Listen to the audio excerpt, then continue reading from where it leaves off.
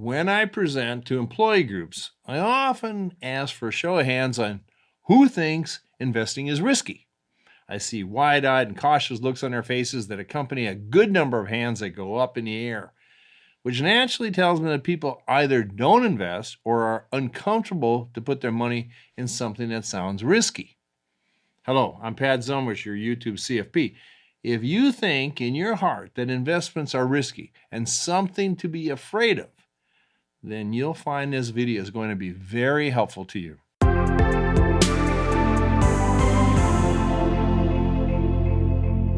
To be super clear, what's really risky are things like cash sitting in a bank account. That idle cash is risky. It almost certainly will never beat inflation, let alone stay even and match it. Your account balance may never go down, but it also likely means that in 20 years you're going to be broke in purchasing power. Cash is risky. If you think you're going to go to Las Vegas and win big, that's risky. We all hear stories about someone who knocked it out of the park on some slot machine. But the unvarnished truth is those neon lights don't stay on in casinos by losing money.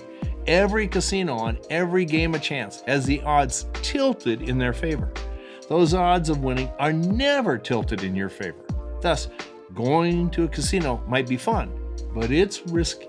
If you buy some speculative stock that can't lose, that's risky. If you buy a cryptocurrency or electronic fungible token or EFT, that's risky. What I mean behind all these examples, when I say risky, what I mean is that the risk taken on is not adequately compensated, meaning the likely return that an investor will get is less than they could get elsewhere, or it's suboptimal in return. Speaking to you from a high level of finance, all the aforementioned are risky. Some are too conservative and some are too risky. So, what's the right level of risk equals return? What's the investment like Goldilocks? Not too hot, not too cold? In my opinion, the answer to what is a good investment worthy of the risk is a broad basket of the best companies in the world. These companies must produce income or the CEO gets fired, or they should get fired. They have to keep investing in new products and people and technology or processes, or the competition will eat them up and they will go out of business. You say that sure sounds risky, but it's mostly risky on an individual stock level, holding one company only and putting all your eggs in that basket. Sure, that company could knock it out of the park and the stock would go wildly up, but that's luck. And good investing is not luck. Play a little game with me.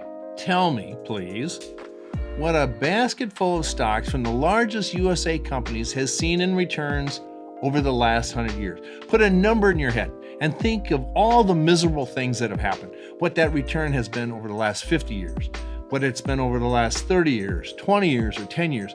Keep in mind that we've had great depressions in this country. We had great recessions in this country. We've had Y2K panics and COVID pandemics. We have had good presidents and bad. We have had Democratic presidents and Republican presidents. If it's really risky, truly risky and uncompensated so that we don't know what our returns would be, then we should expect that the returns of these stocks would be all over the place. Here's the compound numbers as of September 30, 2023. Returns on 100 years on average, 10.53%. 50 years, 10.76%. 30 years, 9.86%. 20 years, 9.66%. 10 years, 12.08%. 5 years, 10.5%. Through all the risky investments in the world, please know stock exchanges bounce up and down 18 to 20% per year on average. Think of that, 20% swings, and still we average 10% returns that look as smooth as the surface as your grandmother's pumpkin pie. Now I ask you again, is investing in stocks risky?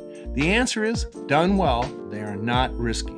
They are volatile, but they are not risky because your returns compensate you for the volatility.